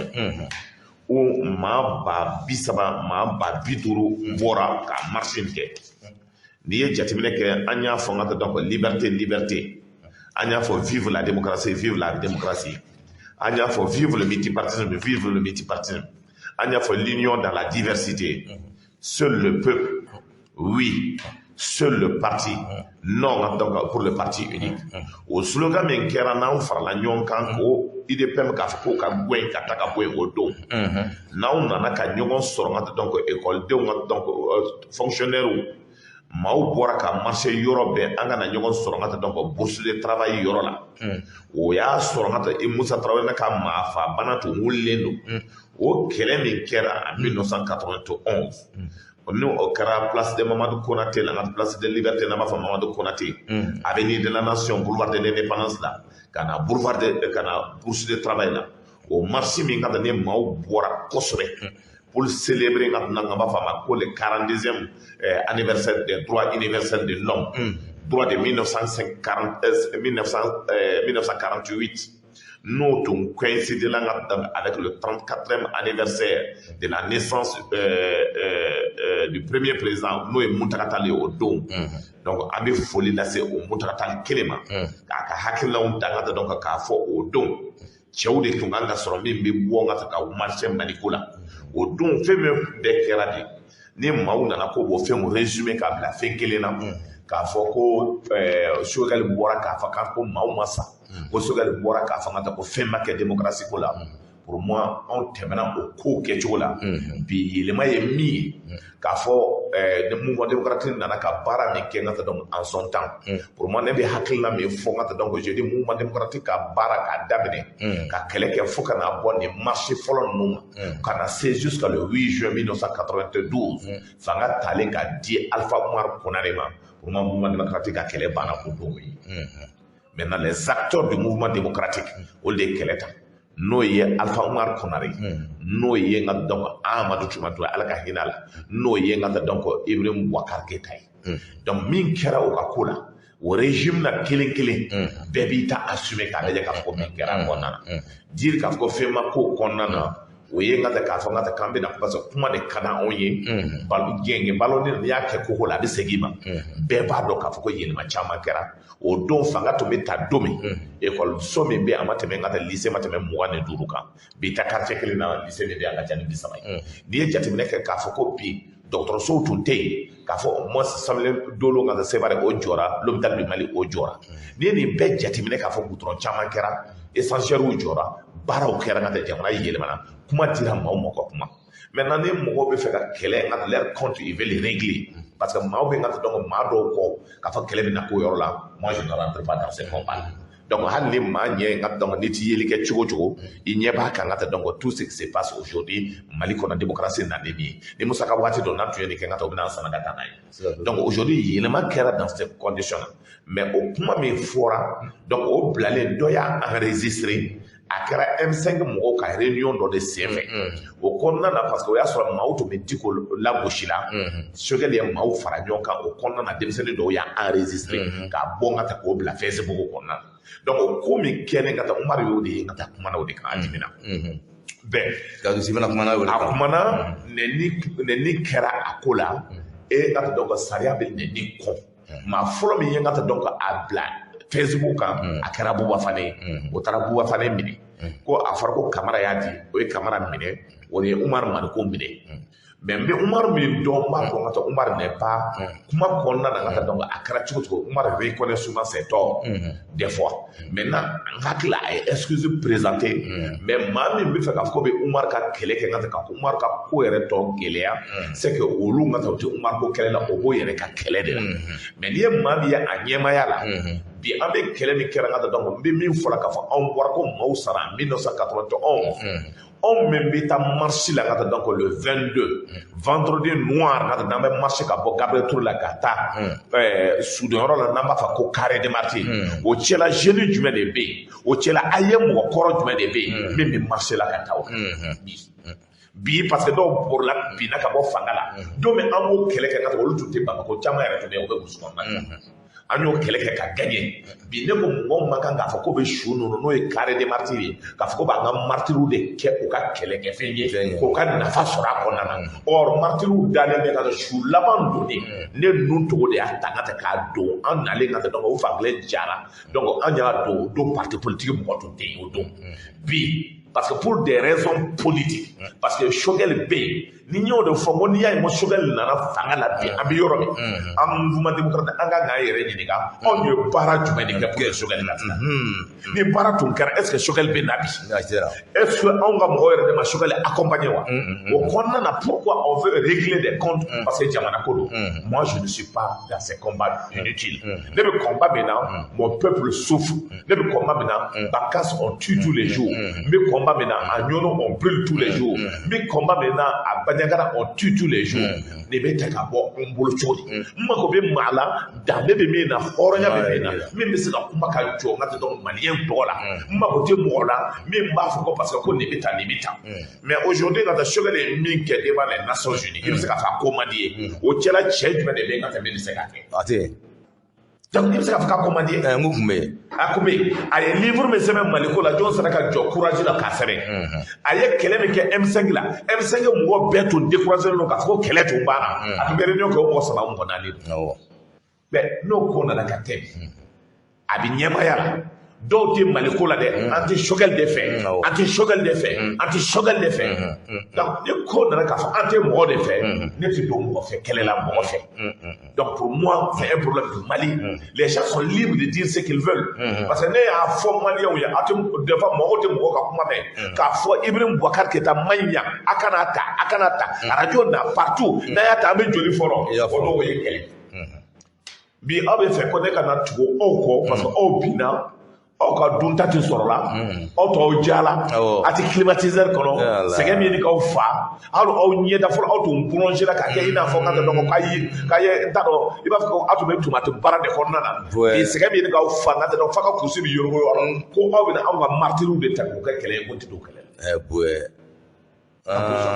o de ye wo ni caya tɛ don kɛlɛ la o ma ne bɛ don kɛlɛ min na martyrs sara min nɔfɛ o bɛ se ka ɲɛnabɔ cogo martyrs sara min nɔfɛ o bɛ ɲini k'aw ɲɛnabɔ cogo Moussa condamne donc Moussa Traoré b'a ka salle condamne donc avec le mouvement démocratique la majorité du mouvement démocratique Moussa y'a fait que il y'a fait Moussa Traoré que c'était républicain donc la kuma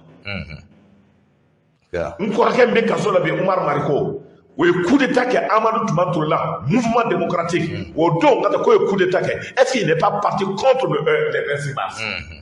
est-ce qu'il n'est pas parti contre les morts des principes mais on a tien faux on a fra mokola on a fra parce que l'ara ala bani diga tien toi Muhammad baba siyasana tien toi Muhammad n'était Allah voilà islamé ou islamé on a que à travers mo nyekoro kabemi fo après kabepé on refo coup d'état l'angolo mikera en 2012 on est déjà plongé de Paul Khalifa et au donc korke Omar Mariko fora ka fa mali be ko le coup d'état malo tum garande ko tikuma fa fo lara maintenant quand moi c'est pas la peine on koro ani Amadou Toumatoula tikuma ne do fembe ke ngata pour ko kuma Omar kan levi korke décédé la do sala su donc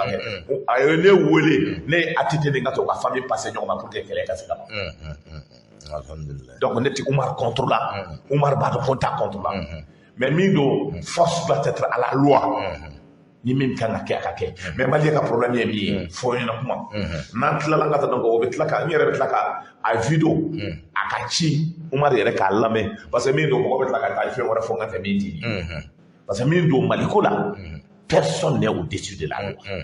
mais je pense que Omar Membado c'est que abbé a clémence demandé pour qu'un bon école ça n'honore personne d'envoyer Omar Mariko en prison donc aujourd'hui Mindo Minkera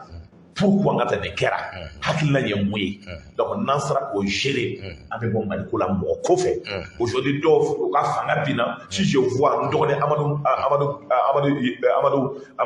comment il s'appelle Goïta Nono ko de venir faire ta déclaration que ni nya ya be jeune do ya la ngato le déclaration hier ils étaient avec la gente hier ils étaient avec Oleb Toumé Barakela pour que fanga ka saka aujourd'hui fanga milana ola ils veulent régler des comptes à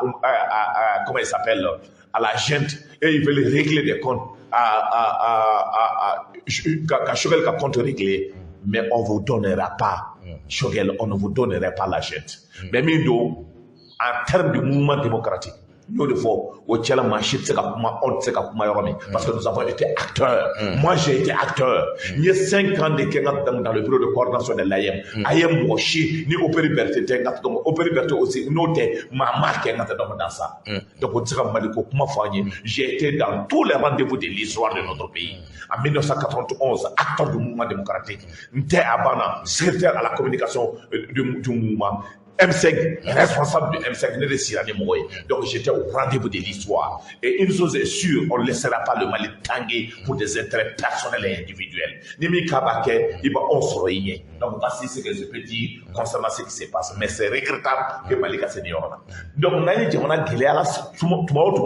sensation de Ouli. Non, ma femme a dit on va faire Tiko Enike. Non, ma femme Tiko Enike. On va faire Omar Mariko Enike. Non, ma femme Omar Mariko Enike. On va faire Muntaka Enike. Le moment où Mali binakata. Au lieu de on trouve le véritable problème du Mali et réseau, mais toujours Maliko est là. Voici le véritable problème. Au clé, ce que l'on veut dire. Au clé, vous voulez dire. Parce que ni chamambe va où tu as donné nous. Il y a assistant là, nous avons commencé à en faux. Monsieur Ba, quand nous sommes alors nous avons amené famille c'est ça on n'a pas donc à fort assise qu'on est au bara bella bolo bedom sini ni ala ka je amé do de ke ala ka ke assise na famaye mi ba to mali dembe se ki restaurant kono to ko mi la Allah willa mi kama ala ka ke aka saka ko oye ala ka ni ke mali ala ka boni dingen kon nana awa nous to RS za enyebe transition ina awanya be to jumana ibulo au moyen à quel est pour Mali on peut faire un camp pour au moyen donc même profiter pour dire à mon grand frère Moutakatal 65 ans joyeux anniversaire président donc 65 ans joyeux anniversaire vraiment en bas fou donc en bas joyeux anniversaire à la Kachama Frachik donc il s'est mis que Mali le peuple malien attend encore une fois de plus parce que le 10 décembre c'était ton anniversaire en 1990 Aujourd'hui, il y a donc vous avez 65 ans. Donc, il faut qu'il barka da hali ka do ke ala ka do fraka. Maintenant, là, nous terminons quand on Mali n'y est pas dans le délai. Chama ba kono le Mali on de poté que Agabo, comme je l'ai dit, mon fait Mola, Agata sur la réalité parce que le Malien souffre. Malien, c'est un Mali de Mali là. Aujourd'hui, il est à l'égard même qu'elle à l'intérieur du Mali avec mon activité. Comme il est fallu un ketchoui, il est Adamadeau Fakachoui, il est Moka, machine ou genitoy, il y a un donc mauvais sénégalais qui a fait tout le sur le café, pas on te sur le tourné. Gouvernement a donc gagné qu'on a gouvernement décision pour avoir état. Donc on a pas fait arrêté interministériel de Tala, les flyers. Pour que la décision de l'arrêté interministériel au Baramuna qui est donc souvent Mali. Donc l'arrêté numéro 51-26 du 6 décembre 2021 a fait désormais coton graine, noyer, année tourteau, malo, nion, sorgho, ko nous permettent donc à suspendre nous dans Mali. Décision tara parce que nous Maubina boni mumli kana bo Burkina ka boni a besa lo kata na a besa lo kana ko bin kan yere fa surtout comme c'est da were ko bina da toi andala sanu ka dat wa andala décision ta pour que ka malo kana bo donc c'est interdit désormais à yille do douanier fait à yille do mata donc force des autorités maliennes fait à yille do direction nationale des concurrences fait à disposition ta malo kana bo mata da tayo shit désormais pour que akasa ka gérer Mali konna donc hale baka on mata donc le manga bo parce que mi do jati mine kera ka fo baka mana bala baka obe baka parce que ni na baka tout monde fala mais marabe kala baka on yere kana bo donc disposition métal parce que nous baka na baka mi chouena na table na donc pour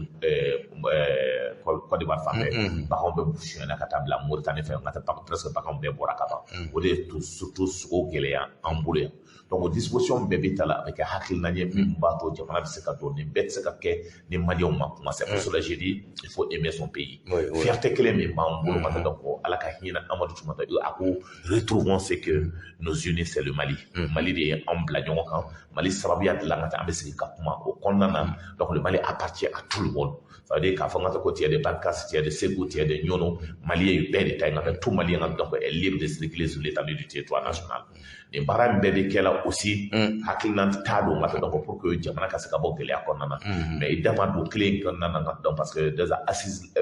rencontre bien que c'est dawo yoro la comme il damassé yoro ni na comme il ko Mali be bo choko ngata donc ambata o konnana Mali be bo choko ngata parce que déjà clé frère donc le gouvernement a envoyé le ministre des Affaires étrangères kata Ghana kata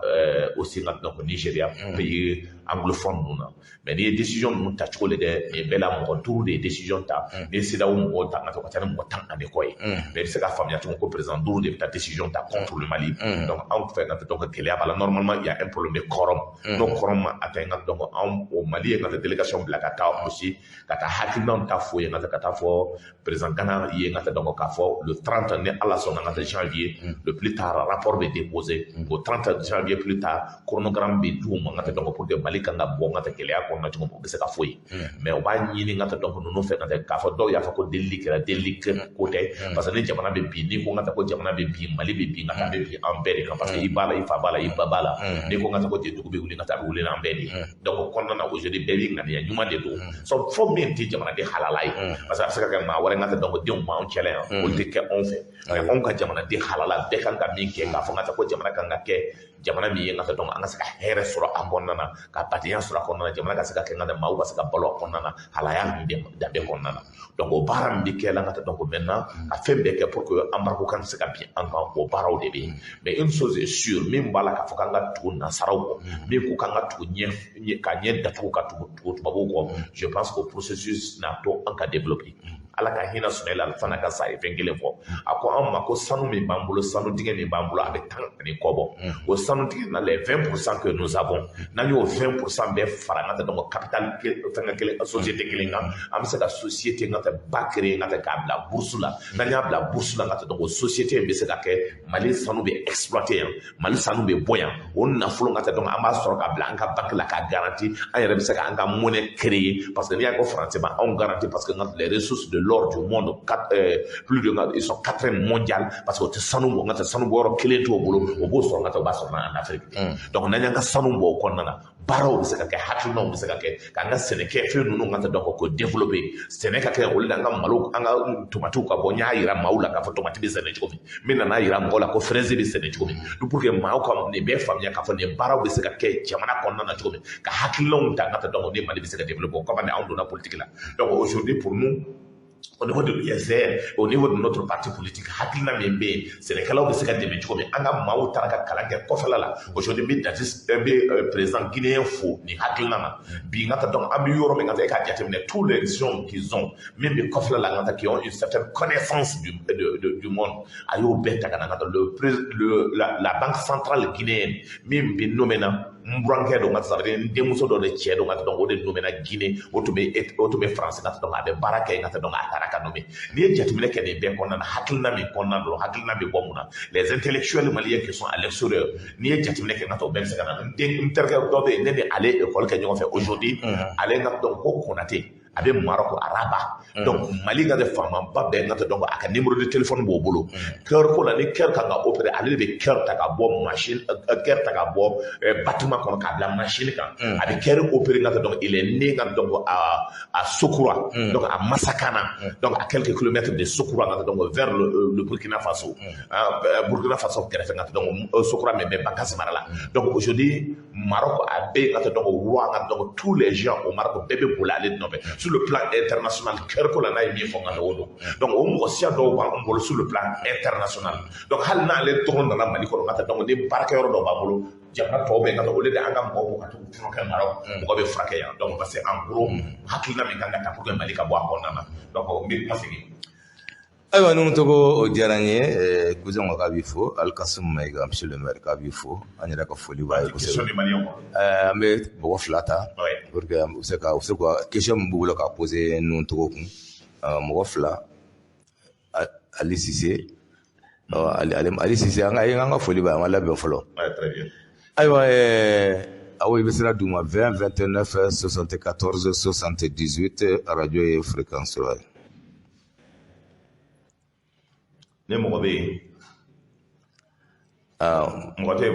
donc on peut continuer. 20 29 74 78 ni mamimba feka ningali tengu no togola ne watila aywa ko mi France abina banko amina laja allo assalamu alaikum amina bien amina bien wa alaikum warahmatullahi ta'ala wa barakatuh grand c'est salam alaikum prince salam alaikum ukorake et tout pour aller vite la place du Toma nous togo ne mami famu assise koina mbe feka édifier donner à la explication dit avec comme conseil économique et social de recueil beta tuko mi odoa nasoro no do mbe feka franfasia do la deuxième chose aussi mami famu au Mali jamais ni anye problème natoyi on prévient pas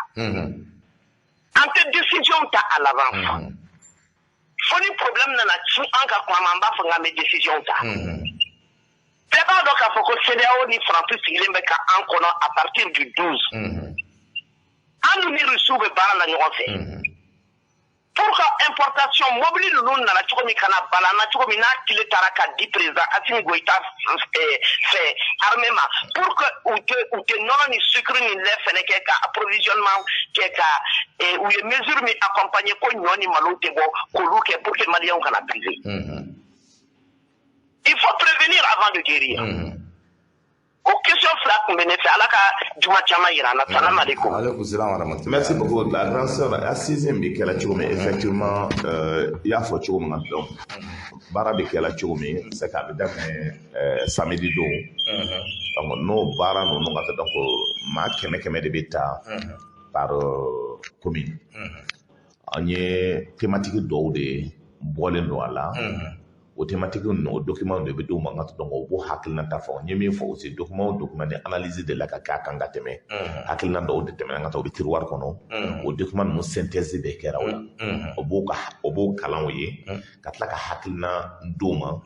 bara min ngata kan ka kɛcogo min ngata olu yɛrɛ bɛ fɛ ka kɛcogo min bɛ fara ɲɔgɔn kan donc commission bɛ maaw bɛ sigi ɲɛmaaya la donc o bɛ fɛ ka baara kɛ dɔw bɛ fɛ ka na ayiwa a tigi ma se ka sira sɔrɔ awo i ka téléphone de balen don fɔlɔ wa a balen don maa mɔgɔ tɛ donna la de donc ayiwa 2029 64 ko o bɛ dérangement na o kɔni an bɛ dɔ b'an kɔ yan fan fɛ ayiwa Nuntogo i bɛ fɛ ka mun de wa Nuntogo i bɛ micro de la n'a bɛ dɔ direct allo oui Sisi a tɔgɔ bolo a ka ɲi kɔni i bɛ direct de la nka donc i bɛ fɛ ka don radio de la wa i bɛ baro de la non n bɛ fɛ ka don di donc i bɛ kuma na kuma b'i bolo radio la voilà a Sisi u k'u jija jamana ka sen sɔrɔ nin na dɛ sinon Mali sɛgɛnna quoi wallahi o de kun bɛ ne fɛ k'a fɔ merci Ismaël Fane ale b'an kɔ allo salamu aleykum bonjour Ismaël Fane a tulo b'i la kosɛbɛ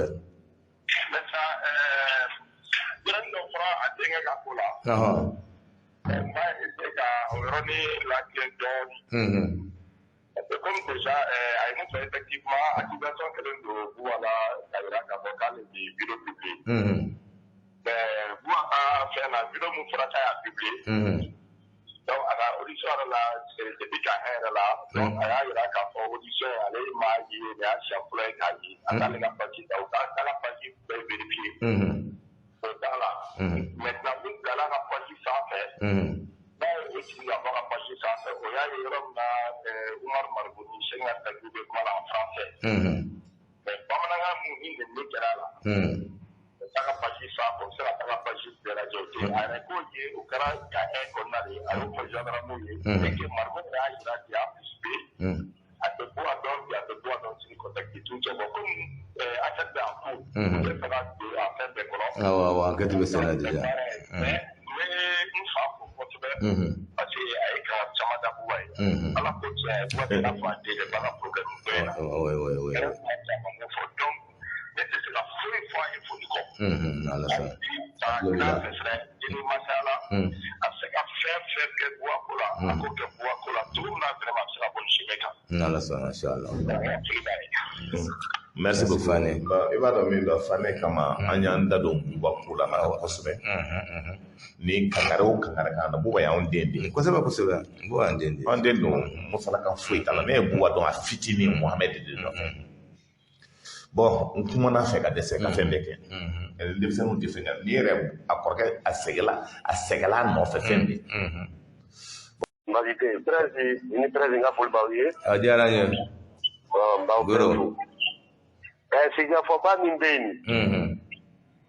cɛ n bɛna min f'i ye an ka taa parce que ni mɔgɔ n'a ma sigi ka kuma a tɛ ɲɔgɔn faamu ayi mais min ko k'a tɛ sigi ka fɔ a kɛra i bɛ k'a ka terrain ko de ye an ka taa min mana ku a la n'a bɛ don a la a ka don a la n'a tɛ don a la anw bɛ taa parce que an ka jamana nin kɛlɛ n'an ma sigi ka kuma bilahi an tɛ ɲɔgɔn faamu an tɛ ɲɔgɔn faamu dɛ an mana taa mɔgɔ min wele ka na ni tant que ni maliyɛnw dama de ma sigi ka kuma k'a daminɛ duguma fo sanfɛ bilahi an tɛ se ka ɲɔgɔn faamu parce que an kan n'an sigira kuma an bɛ ɲɔgɔn ka bana dɔn bon n'an ma sigi ka kuma foyi tɛ ɲɛnabɔ minnu bɛ baba ko la nin ye o tɛ foyi nɔfɛ ni fɛngɛ tɛ ni min tɛ se ka taa dɔrɔn a k'i to yen an bɛ taa mɔgɔ bɛɛ tɛ se ka jɛ ka kɛ fanga fɛ koyi et puis mɔgɔ bɛɛ tɛ se ka jɛ ka kɛ Mali yɛrɛ fɛ dɔw ta ye u ka intérêt de ye n'o ka dunta datugura dɔrɔn o t'a dɔn o bɛ min kɛ tuguni donc an ka taa Ala k'a ɲɛ k'a d'an ma. Merci beaucoup. Merci bien président. Merci beaucoup. Merci. Oui, d'accord. Ayiwa wala bɛ nɛgɛjuru la i bolo yen bala ja mɔgɔ tɛ an ka taa ni ɲininkali allo n'an ka ouais salamu alaikum kuma b'i bolo ye somɔgɔ bɛ di a tɔrɔ sɛ Sidibé an b'a k'i fo ka presse fo ka Buguda fo merci beaucoup ɲininkali kelen bɛ n'an terikɛ k'a tɛŋula n'o cogo ye vas-y an y'a ye semaine tɛmɛna aw parti politique président tun ye aw bɛɛ wele ka taa sigi ka kuma ni aw ye aw jiginnen kɔfɛ ka bɔ ye an ye parti politique mɔgɔ dɔw ye ko kuma aw bonyama don ko la parce que kuma ma di aw parti politique mɔgɔw ma ne ka jateminɛ a b'a fɛ ka ɲininkali min tɛnkuila nin yɔrɔ la minnu bɔra ka kuma ko kuma ma di olu ma parti politique mɔgɔ dan de tun olu ye mɔgɔ welelen la wa ou bien aw bɛɛ de tun parti politique ye n'aw bɛɛ tun parti politique mɔgɔw ye mais munna ninnu dama bɛ bɔ kɛrɛfɛ k'a fɔ de ko kuma ma di olu ma aw ni tɔw fana bɛ yen nɔ kuma ma di aw tɔw ma aw ma kuma mais munna olu kuma ko kuma ma de ma ka da mun de kan n'a ɲininkali filɛ nin ala ka tile yɛrɛ d'a ma n b'a to i ka to nɛgɛjuru la sani k'i bila n ka taa n bɛ ɲininkali de kɛ e delila k'a ye faama jumɛn ka taa kuluba ka maaw wele ka na k'a fɔ k'an ka discuter ping pong maa kelen de y'a kɛ n ka taa an y'a conséquence ye a kɛra Amadu Tumani Ture ni militaire musow ye o kɛra Ibrahim Boubacar Keïta ye nin bɛɛ kɛ olu tun bɛ fanga la o delila ka taa mɔgɔ wele ka sigi yɛrɛ wa Mali gɛlɛyalen fo ka na se n ka taa o y'a kɛ wa mais e y'a mɛn cogo min président nana anw sigila ka kuma bɛɛ wele parti politique min bɛ yen don min ka taa ka ca ni parti politique 200 ni kɔ ye an bɛɛ sigila ka taa olu de taara sigi ka taa o y'u ka fini ɲumanw don ka taa ka taa sigi bɛɛ ɲɛfɛ n'i ye jateminɛ kɛ ka taa président nana a bɛ fɔ min ma i ka sa a kumana ka ban ka maa wele ko nana n bɛ fɛ ka taa k'a fɔ aw ye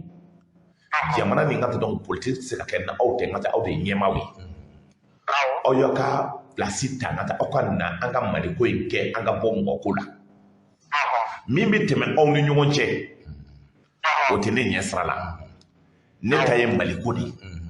aw ye na a kan ka an ka sigi ka kuma Mali tɛ se ka kɛ ne politique mɔgɔ de ye mais n bɛ min ɲini aw fɛ hakilina min bɛ bɔ a bolo yecogo min bɛ bɔ a bolo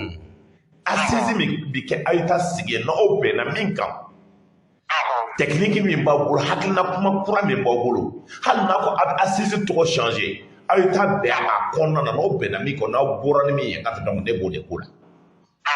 n ye maa 100 ta k'a d'aw ma o maa 100 nka n y'a fɔ ye danbo b'o la hɔrɔnya b'o la halala o kana tugu ne kɔ n ka tɛmɛ o ka tugu Mali kɔ n ka tɛmɛ Mali ye min fɔ an k'a kɛ ten kuma kɛlɛ an tilala bɛɛ fora an ye foto ta ka taa mais fanga binna maa min bolo o de ko kuma ma d'o ma o de la ka kuma ta ka taa o de la ka kuma di maa ma wa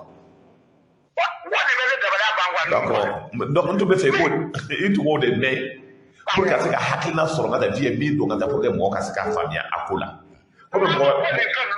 merci beaucoup ayiwa oui allez-y ale tun ye mɔgɔ laban ye an tun ye mɔgɔ laban ye ka taa parce que comme heure yɛrɛ sera ka ban bi an na sansi sɔrɔ ka taa donc ka continuer ni débat ye an bɛ balakaw fo bon mɔgɔ wɛrɛ fɛ ka don mais n ka donc heure sera an bɛ bɛɛ fo ka bɛɛ barika da